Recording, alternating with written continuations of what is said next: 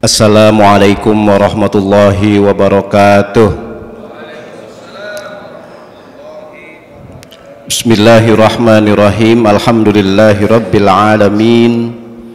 Wa afdalu salati wa atammu taslimi ala sayyidina wa maulana Muhammadin khatamil anbiya'i wal mursalin wa ala alihi wa sahbihi ajma'in.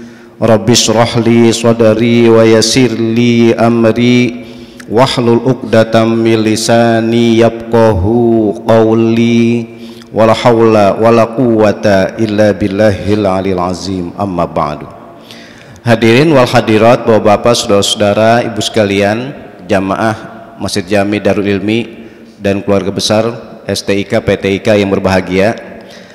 Pada pagi hari ini saya akan baca salah satu penggalan ayat, tepatnya dalam surat Al-Baqarah ayat yang ke-148. Di dalam surat Al-Baqarah ayat yang ke-148 ada kalimat fastabiqul khairat. Dari inti ayat ini, fastabiqul khairat diartikan berlomba-lombalah kalian dalam berbuat kebaikan. Ini salah satu keilmiahan ayat, menggunakan lafaz fastabiqu diartikan berlomba-lombalah kalian. Jadi menggunakan jamak, menggunakan banyak. Artinya di dalam ayat ini kita dibimbing untuk selalu berbuat kebaikan. Bahasanya selalu diberikan semangat, motivasi untuk berbuat kebaikan. Kebalikan, cara ngaji ilmu ushul fikih maupun mukhalafahnya, kita tidak boleh terpikirkan sedikit pun untuk berbuat keburukan. Ini kan namanya motivasi ini. Jadi kita dianjurkan berbuat kebaikan itu berlomba-lomba gitu. Kalau sudah berlomba-lomba untuk berbuat kebaikan, tidak akan terpikirkan sedikit pun untuk berbuat keburukan. Makanya ini ilmiahnya, bahwa Bapak, saudara-saudari, ibu sekalian, manusiawi banget ya, sudah merupakan hukum alam. Kita ini manusia potensi berbuat kebaikan pun potensi berbuat keburukan, itu udah pasti, udah itu.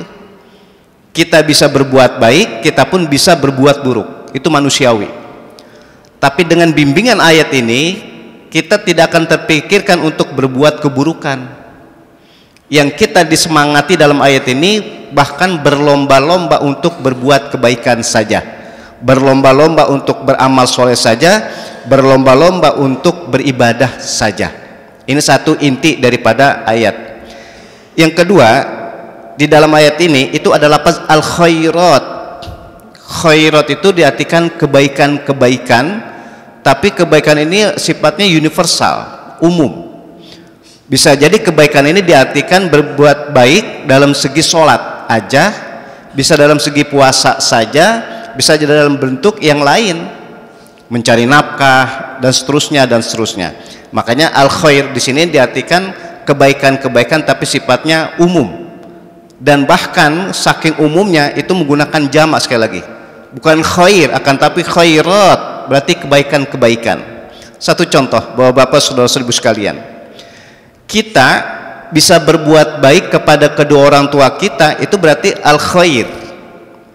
Kita belajar, kita menuntut ilmu, itu berarti al khair. Kita gemar melakukan ibadah-ibadah yang sunnah, entah itu puasa, entah itu sholat dan sebagainya, bahkan mengeluarkan harta, itu juga khair. Berarti intinya al khair itu sifatnya umum, apa saja. Nah, oleh karena itu, bahwa Bapak, saudara-saudara, ibu sekalian, kalau sudah di dalam ayat ini, salah satu keilmiahannya tadi saya bilang, kita dibimbing, dimotivasikan sekali untuk berbuat kebaikan itu dengan cara ya saling memberi kebaikan buat kita yang terbaik. Maksudnya fastabiqul khairat itu berbuat kebaikan yang lebih baik lagi. Kalau sudah ayat seperti itu diperjelas oleh hadis junjungan kita Nabi besar Muhammad SAW, kata Nabi, ni'matan maghbunun fihi makatsirun minan nas as-sihhah wal farad. Dan ini hadisnya harus otentik, diriwayatkan oleh Imam Bukhari. Begini memahaminya. Kata Nabi, ada dua kenikmatan. Ini semua kita ini. ada dua kenikmatan, tapi banyak manusia yang melupakan, banyak manusia yang melalaikan. Berarti semua manusia akan diberikan dua kenikmatan ini, tapi banyak manusia juga yang melalaikan. Ini namanya mengingatkan. Seperti tadi dalam ayat, bahwa kita dibimbing untuk banyak berbuat kebaikan, bahkan berbuat kebaikan yang terbaik. Dan semua kita pasti diberikan kedua nikmat ini. Jadi kata Nabi, semua manusia pasti diberikan kedua kenikmatan ini, cuman banyak juga manusia yang melupakan, melalaikan. Makanya ini salah satu hikmatnya kita baca hadis lagi, kita baca ayat-ayat suci Al-Quran lagi untuk mengingatkan, dan untuk memberi motivasi. Yang pertama kata Nabi, kedua kenikmatan yang pasti kita peroleh, dan tapi banyak juga manusia yang melupakan, melalaikan. Yang pertama kata Nabi, as-sihhatu, sehat fisik. Bapak-bapak, saudara-saudara, kausalitas ya, sunatullah, hukum alam, bahwa manusia itu secara fisik itu cepat atau lambat akan lemah.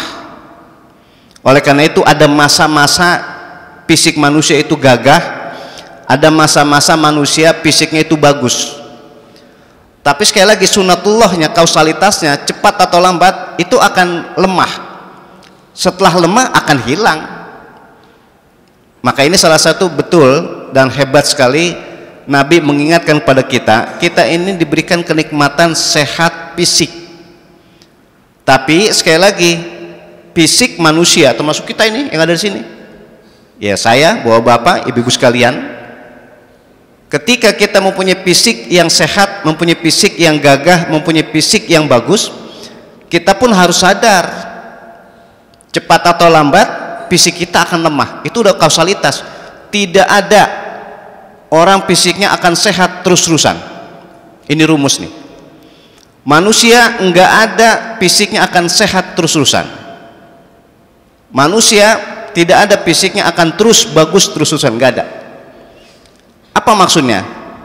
Kalau kita memahami hadis di sini, berarti ketika kita mempunyai sehat fisik, sehat itu diartikan fisik ya, tapi kalau afiat batin, makanya kita suka bilang sehat afiat.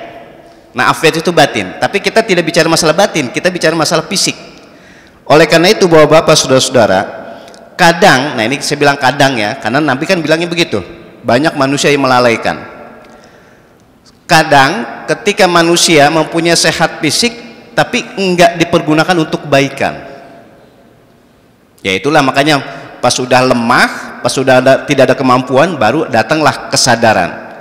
Makanya bahasa saya tadi ini mengingatkan, semampang semumpung selagi kita mempunyai sehat fisik, maka fisik kita pakai buat kebaikan apa saja. Bahkan secara mendalam sekali, ini tadi kita sama-sama baca surat Yasin dan sangat-sangat indah. Dan sering saya kemukakan bahwa bapak, saudara-saudara, ibu-ibu, kita ini orang Indonesia bangga mempunyai ulama-ulama yang hebat. Di antaranya saya sebutkan, di antara ulama itu adalah Asy-Syaikh Nawawi Al-Bantani. Kata beliau di dalam kitab-kitabnya, di antaranya Bahjatul Wasail atau Al-Majalis Susaniyah, beliau katakan begini, surat Yasin itu qalbul Quran. Jadi kita tadi baca surat Yasin, itu surat Yasin adalah jantungnya Al-Quran.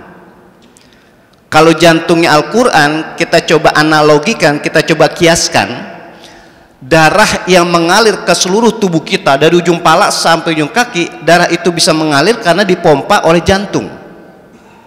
Kalau jantung orang berhenti, maka darah berhenti. Karena darah berhenti, maka anggota fisik yang lain tidak akan berfungsi, alias mati. Maka jantung itu sebagai salah satu ya anggota tubuh yang sangat penting. Kalau kita analogikan seperti itu, persis surat Yasin. Surat Yasin itu kalau dibaca, dikaji, dipahami, luar biasa itu. Makanya kembali ke tadi, korelasinya begini. Di antara ayat surat Yasin itu ada ayat yang berbunyi al-yauma nakhtimu ala afwahihim wa tukallimuna aydihim wa tashhadu arjuluhum bima kanu yaksibun. Itu ayat biasa kita baca, bahkan kita sudah hafal. Maksud ayat itu begini, kita berbuat kebaikan enggak perlu disaksikan oleh manusia. Bahkan kita berta'awuz ya, nauzubillah, kalau ada manusia, saya nggak bilang kita ini, saya husnuzon, saya positive thinking. Kalau ada orang, bukan kita, berbuat kemaksiatan, berbuat keburukan, meskipun manusia nggak tahu, itu tadi. Ketika berbuat kebaikan, yang menjadi saksi bukan berarti orang lain, akan tapi tubuhnya sendiri akan menjadi saksi. Itulah tingkat ikhlas yang tinggi. Tapi ketika berbuat kemaksiatan, jangan dikata ketika manusia atau orang lain nggak tahu, itu tidak akan menjadi saksi. Sekali lagi, tubuhnya pun akan menjadi saksi. Maka itu maksud al-yauma nakhtimu ala afwahim wa tukallimuna aydihim wa tashhadu arjuluhum bima kanu yaksibun. Kalau kita, sekali lagi, kalau kita berbuat kebaikan, kita nggak perlu dipuji oleh orang, kita nggak pengen banget dilihat oleh orang. Kenapa? Sebab fisik kita aja udah menjadi saksi. Wa tashhadu arjuluhum bima kanu yaksibun, di antaranya adalah kaki yang menjadi utama saksi pribadian kita. Begitu juga kebalikan, mafhum mukhalafahnya, kalau orang berbuat keburukan, kemaksiatan, orang lain bisa jadi nggak tahu, tapi justru fisiknya akan menjadi saksi perbuatan buruknya. Oleh karena itu tadi kembali, dan sangat-sangat hebat ini bimbingan junjungan kita Nabi besar Muhammad SAW. Berarti kita ketika mempunyai fisik, apalagi fisik kita dalam keadaan sehat, maka muaranya kita pakai buat kebaikan saja. Sebab kalau fisik kita pakai buat kebaikan, maka fisik kita sendirilah yang akan menjadi saksi perbuatan baik kita. Tapi sekali lagi, na'udzubillah, tsumma na'udzubillah, kita mohon perlindungan dari Allah Subhanahu wa taala, fisik kita jangan-jangan sampai kita berbuat kemaksiatan. Semuanya kita mengharapkan taufik hidayah dari Allah Subhanahu wa taala. Amin ya rabbal alamin.